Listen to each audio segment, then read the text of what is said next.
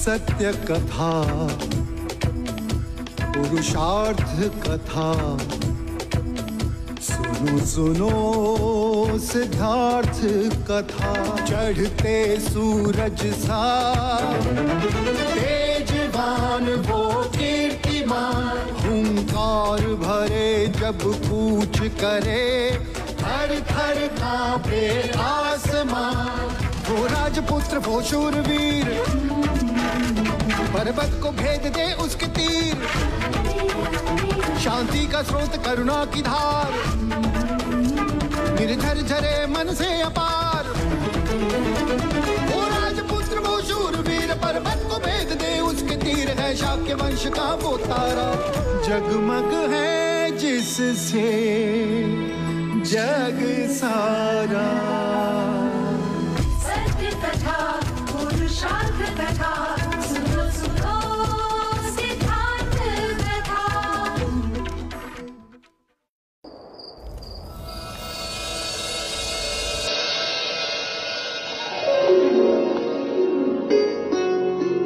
आज मानो लग रहा है कि यज्ञ सफल हुआ। आज कपिल वस्तु की आंखों में मैंने भावी सम्राट की छवि देख ली। प्रजा तथास्तु। सच, आज का दिन बहुत ही शुभ है। सिद्धार्थ ने अपनी क्षत्रियता का प्रमाण दे दिया और 10 वर्ष पश्चात यशोधरा को देख के मन प्रसन्न हो गया। हाँ प्रजा, परंतु चिंता इस बात की है कि देवदा लौटने के पश्चात राजा दंडपानी उसके साथ कैसा व्यवहार करेंगे। बिना उनकी आज्ञा लिए यहाँ जो आई है। कुछ नहीं होगा। पिता कितना भी कठोर हो, पुत्री के आगे झुक ही जाता है। क्यों? क्योंकि वो जानता है पुत्री पिता के यहाँ अतिथि होती है।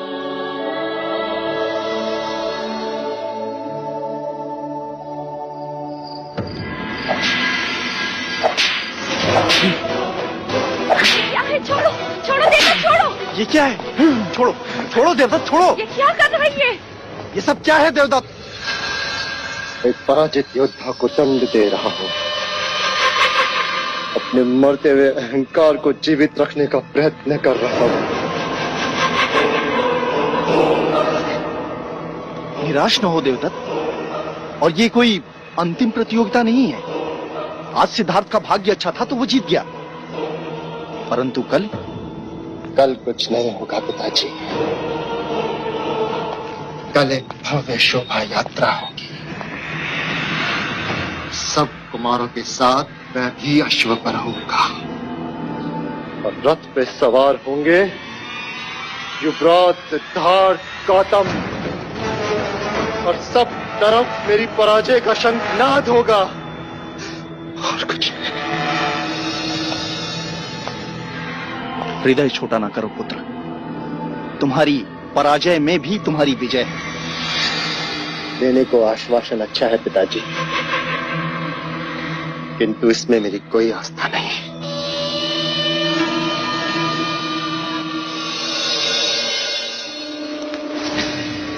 इस पर तो है, महाराज ने दिया है, तुम्हारे लिए है।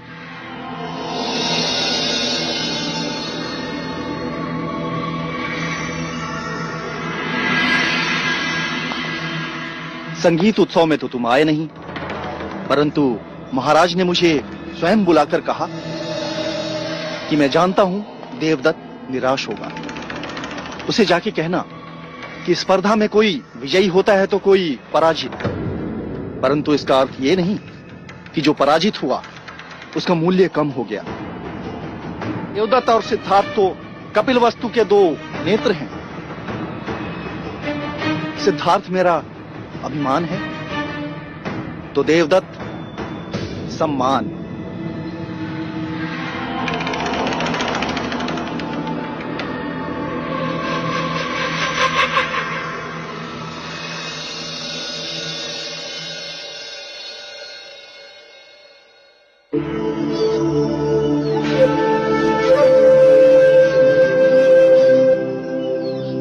मुझे वहाँ अकेला छोड़कर यहाँ क्या देख रहे हो? राजप्रसाद की सीमा। उसमें देखने जैसा क्या है? कल शोभा यात्रा होगी गोपा। कल प्रथम बार मैं राजप्रसाद की सीमा पार जाऊंगा। क्या तुम आज तक कभी राजप्रसाद के बाहर नहीं गए? नहीं। अर्थात राजप्रसाद के बाहर की सृष्टि के बारे में तुम जानते ही नहीं? जानता हूँ ना, गुरुओं से, वेदों से, उपनिषदों से, अतीत की कहानियों से, मन की आंखों से इस खूबसूरत सृष्टि को देखा है मैंने। पर कल प्रत्यक्ष अनुभव होगा। कल प्रथम बार नगर के द्वार मेरे लिए खुलेंगे। कल मैं अपनी प्रजा से मिलूंगा। मैं भी तुम्हारे साथ चलूंगी। अतिथि देवो भव।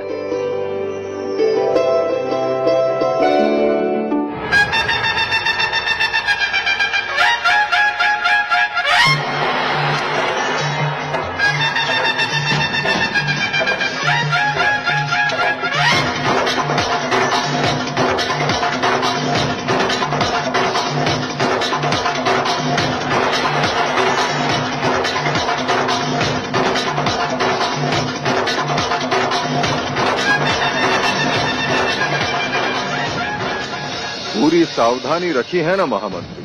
जी महाराज। युवराज सिद्धार्थ जिस मार्ग से यात्रा करेंगे वहां चारों ओर सुगंधित फूल, हंसते चेहरे और प्रसन्नता का संगीत होगा। चारों ओर युवा जगत ही दिखेगा। ऐसा कुछ नहीं होगा जिससे उन्हें दुख पहुंचे।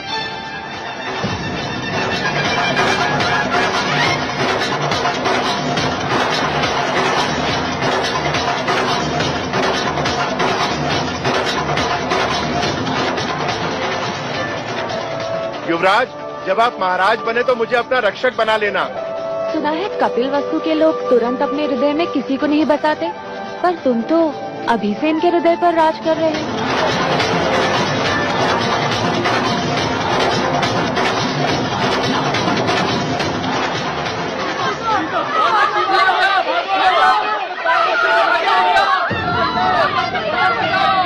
युवराज बचाओ, युवराज बचाओ, युवराज। क्या हुआ, क्यों चिल्ला रहे हो? अगले राजा हमारी बच्ची को चीता उठाकर ले गया। कब? बस थोड़ी देर पहले युवराज। तब तो निकट ही होगा। चलो चलो। युवराज, आप यात्रा छोड़कर नहीं जा सकते। ये समाचार सुन मैं रुक भी नहीं सकता। महाराज सुनेंगे तो अनर्थ हो जाएगा। आप चिंता न करिए, मैं और देवदत्त युवराज के साथ जाते हैं। आप राजप्रसाद जाइए। चल।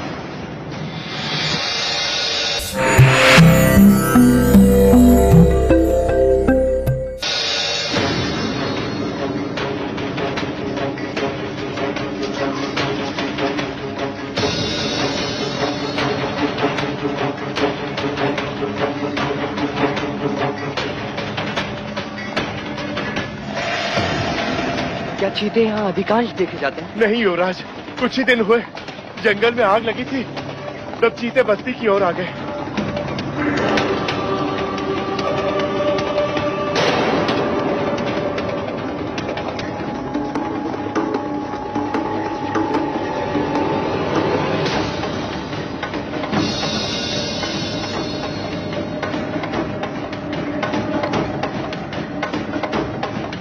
वो देखो, चीते के पंजों के निशान।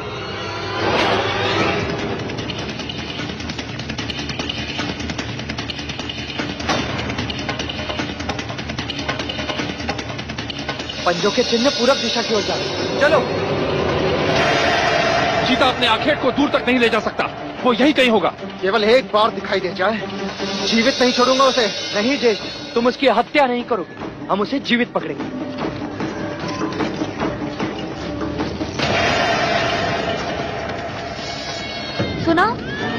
बच्चे के रोने की ध्वनि वहाँ झाड़ियों से आ रही है।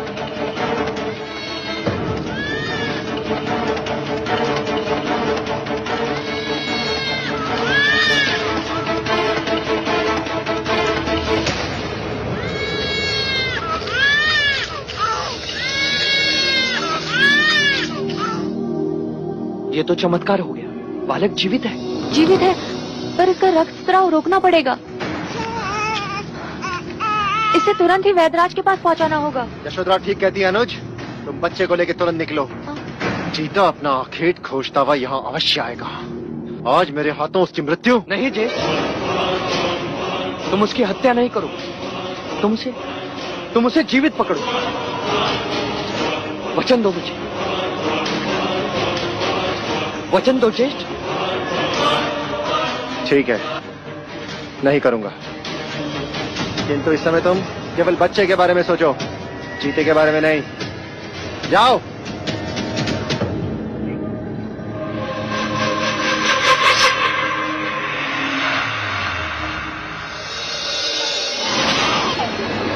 वैद्यराज को बुलाइए।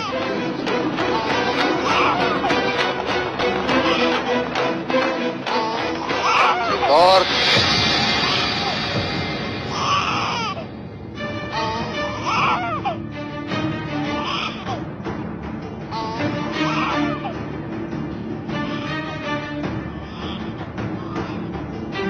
तुम्हें इस बच्चे को यहाँ लाने की कोई आवश्यकता नहीं थी। किसी सैनिक के हाथों भेज दिया होता। बच्चे को घायल देख मैं अपने आप को रोक ना सका पिताजी। परंतु लोग क्या कहेंगे? प्रजा एक पराक्रमी राजा चाहती है, दयावान नहीं। प्रथम तो तुम्हें शोभा यात्रा छोड़कर जाना नहीं चाहिए था। यदि गए तो चीते के अखेट पर जाते। इस बच्चे को यहाँ लाने की क्या आवश्यकता थी? एक भावी सम्राट को हर क्षण अपनी छवि का ध्यान रखना चाहिए युवराज। प्रणाम महाराज।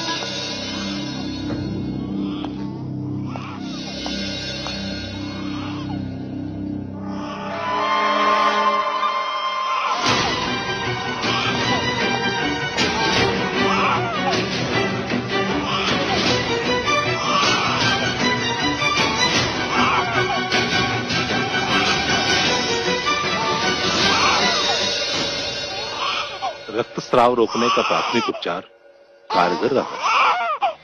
किसने किया है? यशोधरा ने।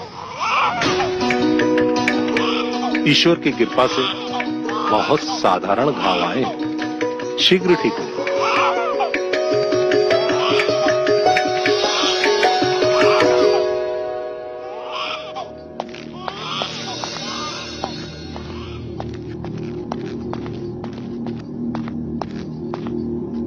आज हमारे पुत्र ने एक बच्चे के प्राण बचा लिए थे, परंतु एक शूरवीर कहलाने का अवसर खो दिया।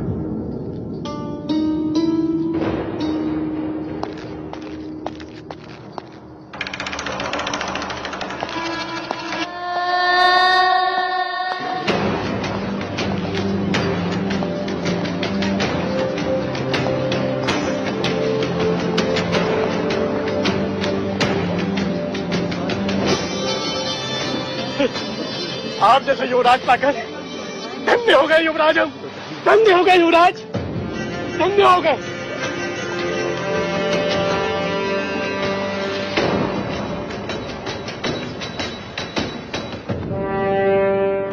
युवराज की, युवराज की, युवराज की, युवराज की, युवराज की, युवराज की, युवराज की। पूरा राजप्रसाद आपके पुत्र के जय घोष से गूंज रहा है देव। सम्राट में करुणा नहीं होनी चाहिए प्रजापति। सत्ता वही रहती है जहां भय होता है। मैं मानता हूं कि आयु के साथ साथ विचार भी बदलते हैं, परंतु आंखों में अपने पिता के प्रति स्नेह घटता है, ये कभी नहीं सुना था।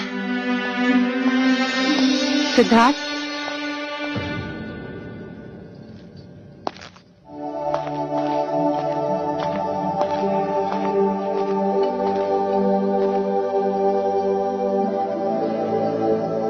तुम अपने पिता से कितना स्नेह करते हो।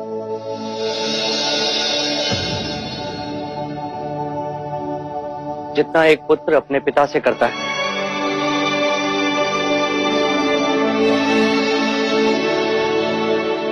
तुम उनके लिए क्या कर सकते हो?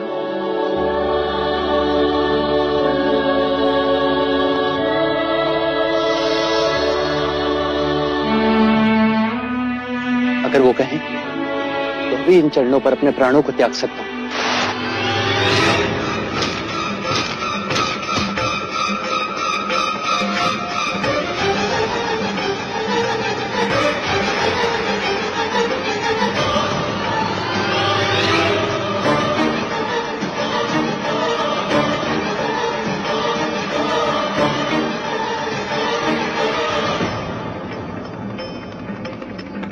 ये क्या है देवदत्त?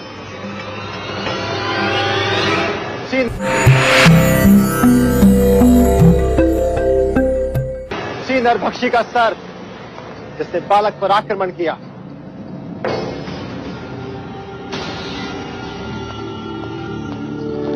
ये तुमने क्या किया जिष्ट? तुमने मुझे वचन दिया था ना कि तुम इसकी हत्या नहीं करोगे।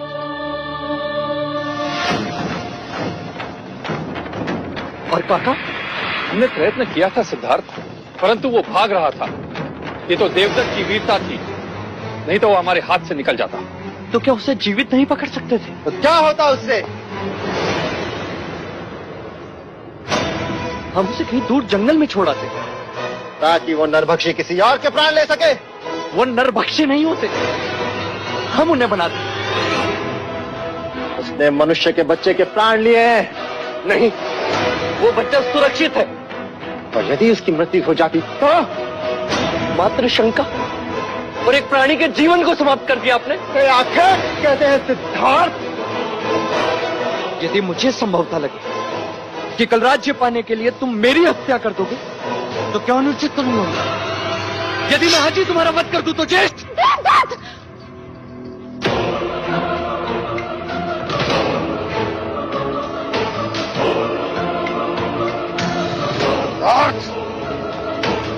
अपने ज्येष्ठा से ऐसी बात नहीं करते।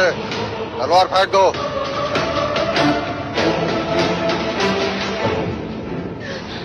देवदत्त सत्य कह रहा है युवराज सिद्धार्थ। यदि पशु एक बार भी मनुष्य रक्त चखले तो पूरी बस्ती उजाड़ देता है। और युद्ध के नाम पर हम मनुष्य होकर भी बस्तियां नहीं उजाड़ते। केवल वीरता दिखाने के लिए हम उनका जीवन छीन लेते। परीक्षा हमारी और प्राण गंवाए वो हमारे लिए आखेट का आनंद और उनके लिए जीवन का अंत। क्या यह अन्याय नहीं? नहीं, मेरे देवदत्त ने कोई अन्याय नहीं किया। कहीं ये ईर्ष्या तो नहीं कि जो कार्य तुम्हें एक युवराज को करना चाहिए वही कार्य मेरे पुत्र ने पूरा कर दिया। अरे तुम्हें तो इसकी प्रशंसा करनी चाहिए, परंतु तुम इसी को दोषी ठहरा रहे हो। क्या ये अन्याय नहीं?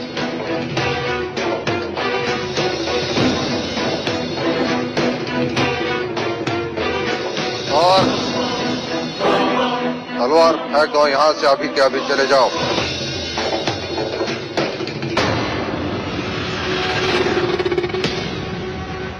चले जाओ।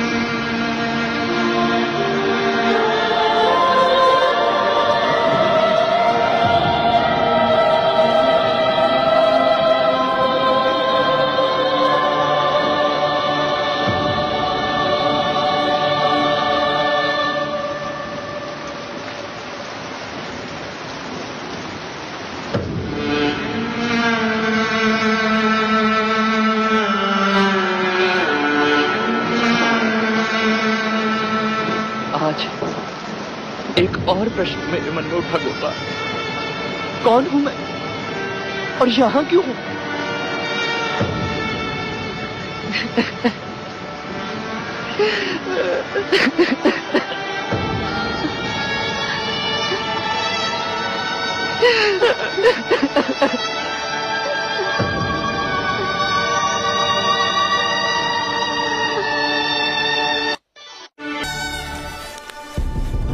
Al volver.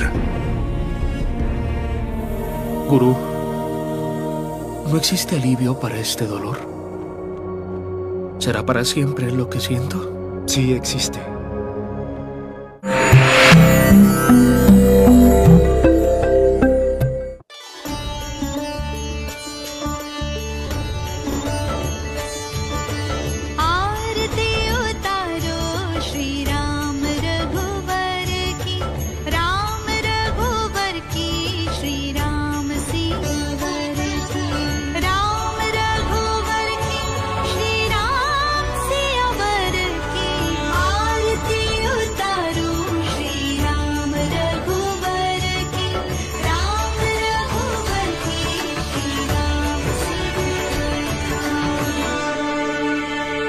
बोलो सियावर रामचंद्र की जय।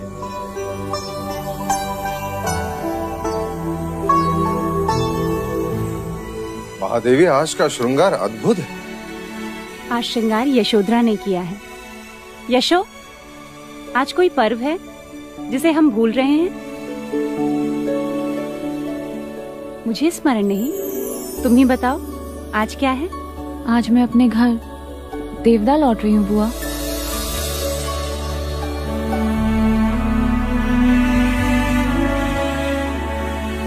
तुम जा रही हो? अभी तो तुम्हें जी भर के देखा भी नहीं।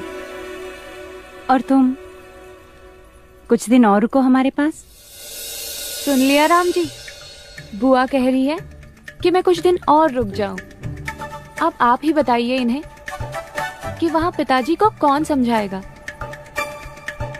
यहाँ मुझे देखकर इनका मन नहीं भर रहा और वहां देवदाहा में मुझे ना देखकर पिताजी का मन क्रोध से भर गया होगा।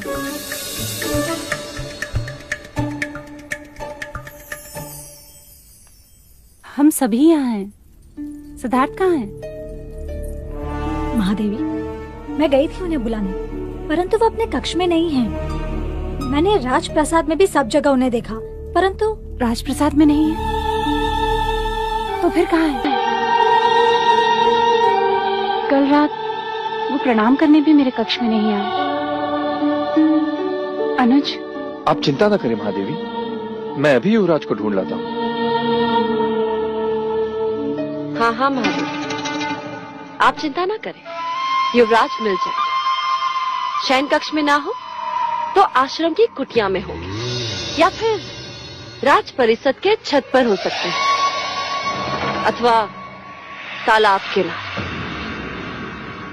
नहीं, चन्ना के साथ अश्वशाला में बैठे हैं, अथवा आचार्य कौंडिन्य के साथ ज्ञान गोष्ठी में बैठे हूँ।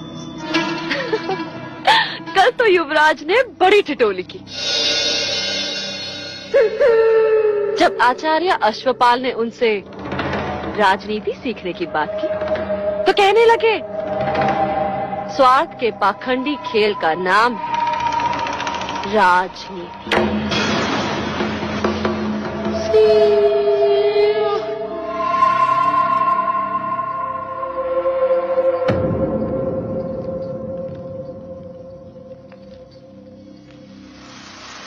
लो महादेव, मैं भी ढूंढाती हूँ हमारे युवराज को।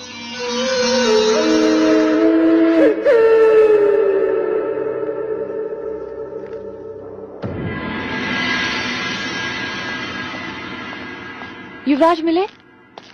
नहीं, सारा राजप्रसाद फिर से देख लिया। युवराज तो नहीं मिले, परंतु उनके कक्ष में। कक्ष में? कक्ष में क्या? आप स्वयं देख लें।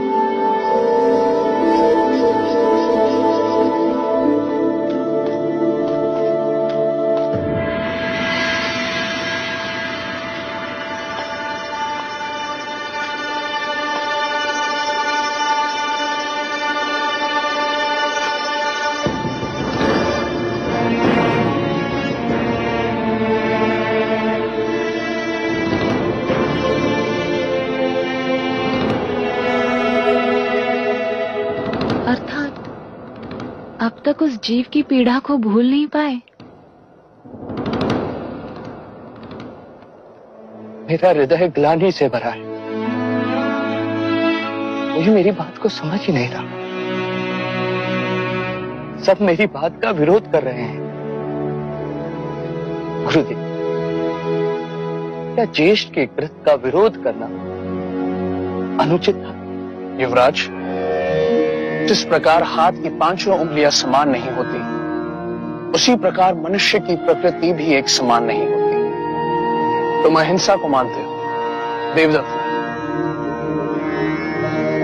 चीते ने अपनी प्रकृति में अधीन होकर बच्चे पर घात किया और देवदत्त ने अपनी प्रकृति के अनुसार चीते का शिरच्छेद किया। तुमने अपनी प्रकृति के वश में होकर बच्चे के प्राण बचाए। तुम जो कर सकते थे वो तुमने किया। इसमें ग्लानि से पीड़ित मत हो सिद्धार्थ। गुरुवर, मुझे इस ग्लानि से मुक्ति चाहिए। क्या इस पीड़ा से कोई मुक्ति नहीं? मुक्ति है। पशुओं की प्रकृति उनके प्राण के साथ जाती है, परंतु मनुष्य चाहे तो अपनी प्रकृति बदल सकता है। वो हिंसक से अहिंसक बन सकता है। वो स्वयं पर संयम पा सकता है, जो पशु नहीं कर सकते। गुरुदेव, आप ही कोई उपाय सुझाइए। अपने मन को शांत करो। ध्यान में बैठकर अपने विचारों पर, अपनी भावनाओं पर संयम पाने का प्रयत्न करो। शांत मन मनुष्य के प्रत्येक समस्या का चिकित्सक होता है। तुम्हें अपने आप मुक्ति मिलेगी।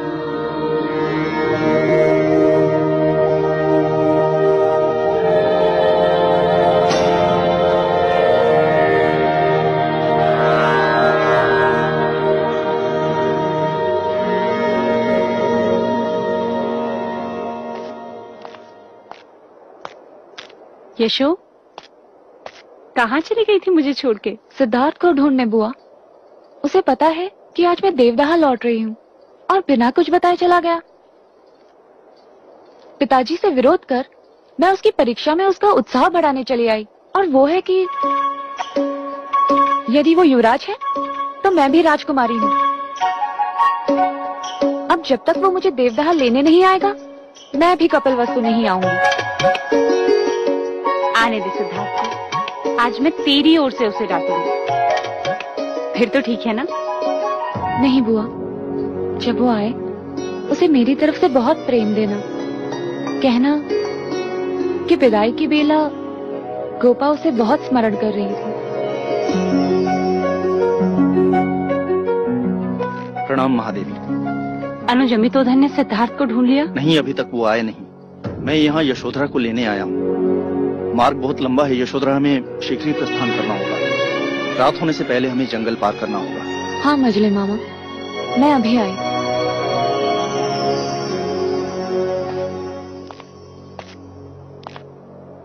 अनुज,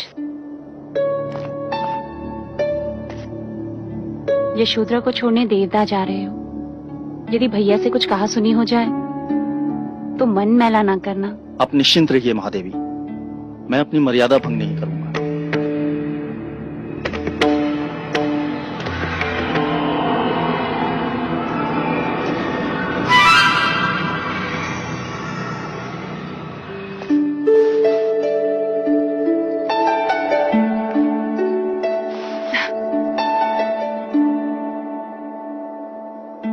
अमिता दीदी से कहना, उनकी हंसी आज भी कपिलवस्तु में गूंज रही। मेरी तरफ से उन्हें खूब हंसाना।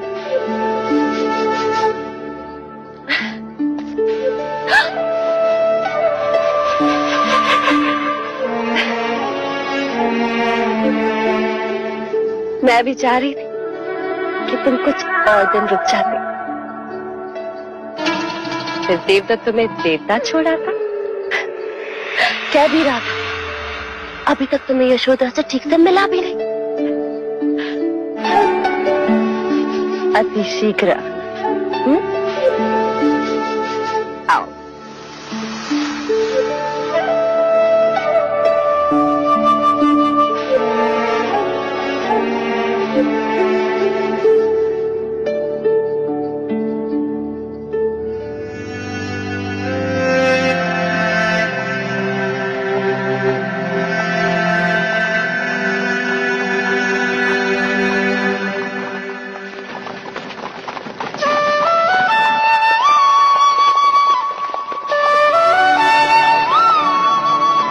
ये तो सिद्धार्थ की बांसुरी की ध्वनि है। पालकी रोकिए। मछली मामा, लगता है सिद्धार्थ यहीं कहीं है। मैं उससे मिलकर अभी आती हूँ।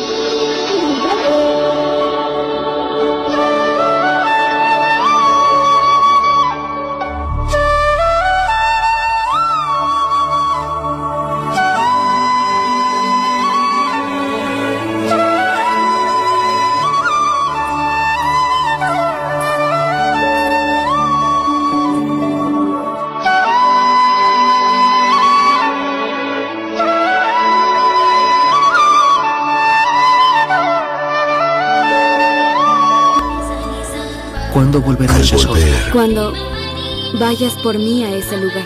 La ciudad no me abrirá sus puertas. Al tiempo no hay nadie que le gane. Voy a esperar. El tiempo llegará y estaré ahí.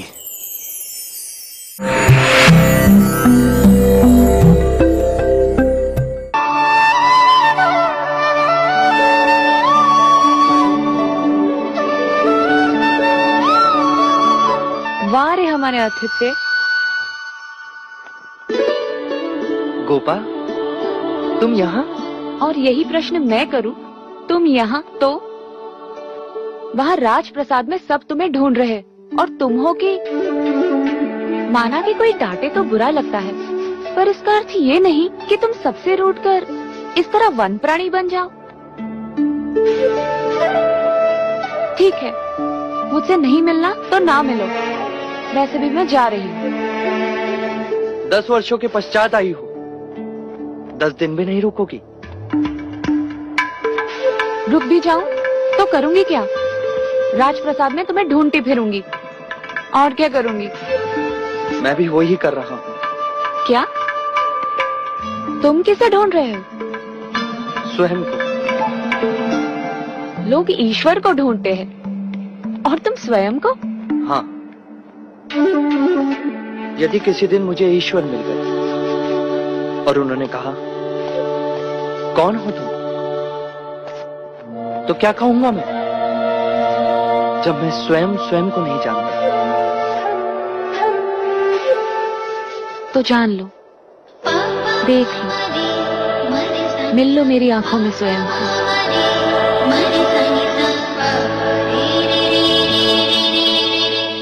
Yashodhara,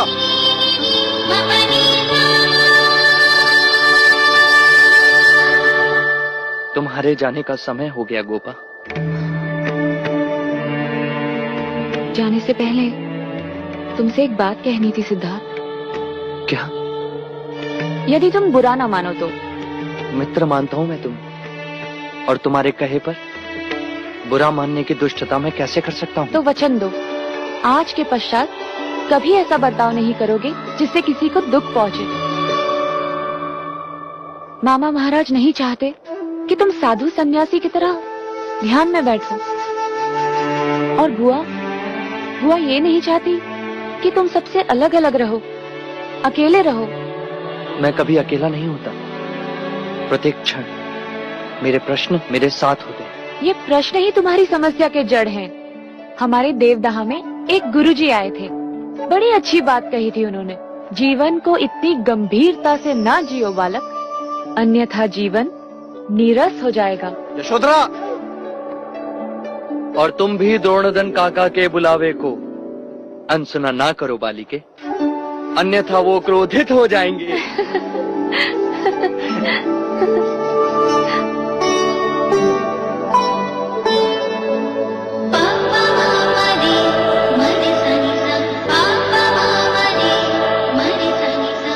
फिर कब आओगी गोपा?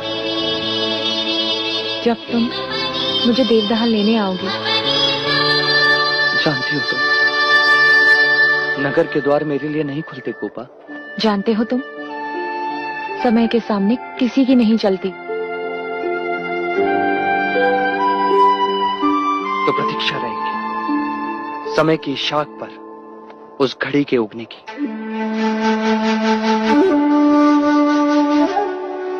जाते जाते एक और बात कहनी थी सिद्धार्थ। जा रही हो तुम? हाँ, वो तो है। कहो। पिछली बार देवदार जाते समय तुमने मुझे बीज दिए थे। सारा देवदार फूलों से भर गया है, पर इस बार मेरी भेंट उधार रही।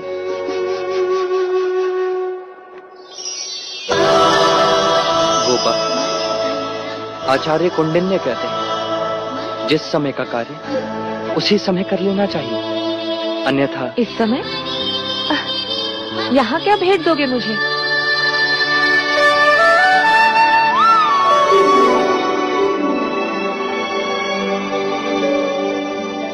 बीज दिए तो देवदार फूलों से भर गया। बांसुरी दे रहा हूं, पूरा जीवन संगीत से भर जाएगा।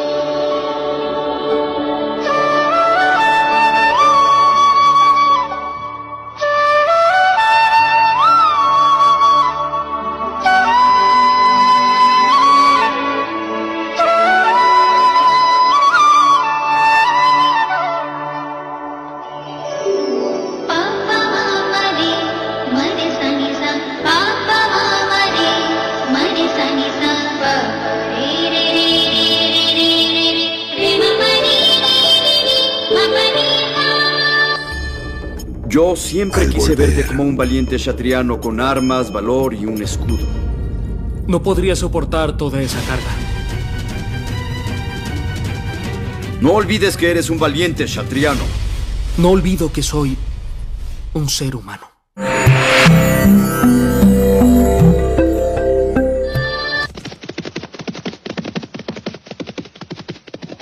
युवराज,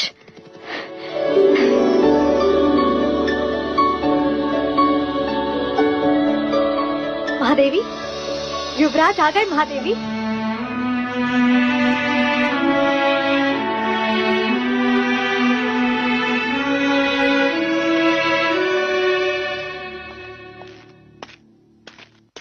सिद्धार्थ,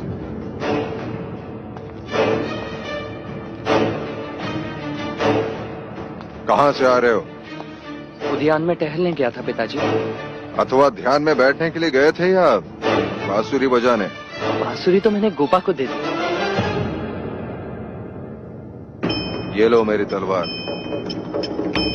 मेरी इच्छा में जब भी तुम्हें देखूं एक क्षत्रिय की तरह अपने शस्त्र के साथ देखूं।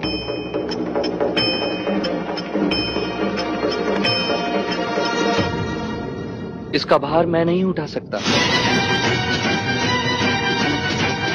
ये मत भूलो कि तुम एक क्षत्रिय हो। स्मरण है मुझे, मैं मनुष्य हूं। क्षत्रिय शिक्षा मनुष्य को सम्राट बनाती है, और तुम्हारी शिक्षा ने तुम्हें इतना निर्बल बना दिया है कि अपने पूर्वजों की तलवार का बोझ नहीं उठा सकते। और तुम्हारे कक्ष में चीते की मूर्ति का क्या अर्थ है? उसकी पीड़ा मेरे हृदय पर घात कर रही थी, और मेरे हाथ उस पत्थर पर घात कर रहे थे, और मूर्ति बन गई। सिद्धार्थ, कर्म ऐसे करो जिस पे अभिमान हो, ना के। जय महादेवी, जाओ जाके भोजन का प्रबंध करो। युवराज ने सुबह से कुछ नहीं खाया। सिद्धार्थ, चाहो तो जाके स्नान कर लो।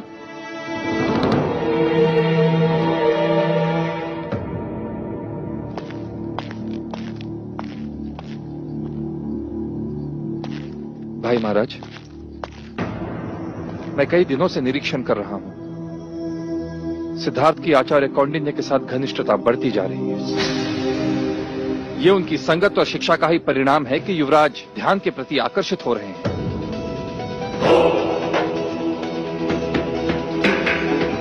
हमें आचार्य कौंडिन्य को उनके कार्य से मुक्त कर देना चाहिए। 100% काकाश्री।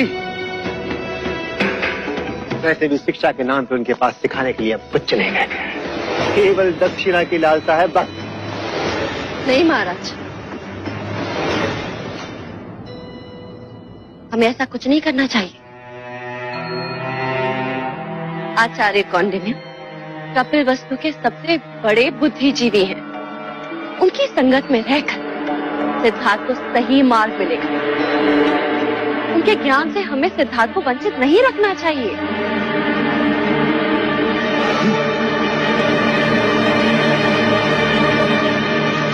देव, मंगला दीदी सच कह रही है। आचार्य कौंडिन्य से बड़ा ज्ञानी कपिल वस्तु में दूसरा कोई नहीं है। उन्होंने कोई ऐसा कार्य नहीं किया जिससे कपिल वस्तु के भविष्य को हानि, सिद्धार्थ को हानि।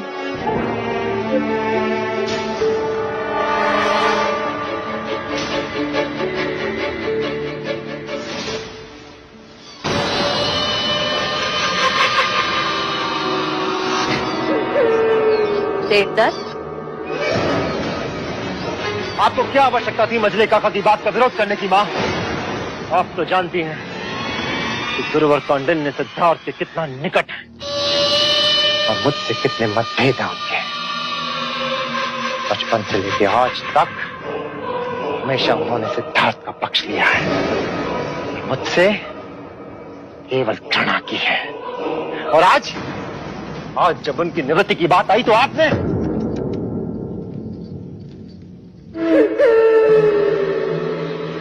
तुम तो अपने पिता की तरह ही सोचते समय आंखें छोटी कर लेते हैं। आंखें बड़ी करके सोचो पुत्र, दूर तक दिखाई देगा। कौंडिन्य यहाँ रहेगा तो सिद्धार्थ का सन्यासी बनना निश्चित है। वो उसकी संगत में रहकर ध्यान में बैठना सीख रहा है और ध्यान में बैठने वाला सन्यासी ही बनता है, राजा नहीं। जाने अनजाने में सही, परंतु कौंडिन्य युवराज को कपिल वस्तु के सिंहासन से दूर लेकर जा रहा है। हमें बस उसका साथ देना चाहिए। हमारे लिए तुम्हारा कपिल वस्तु का सम्राट बनने का स्वप्न पूरा करेगा।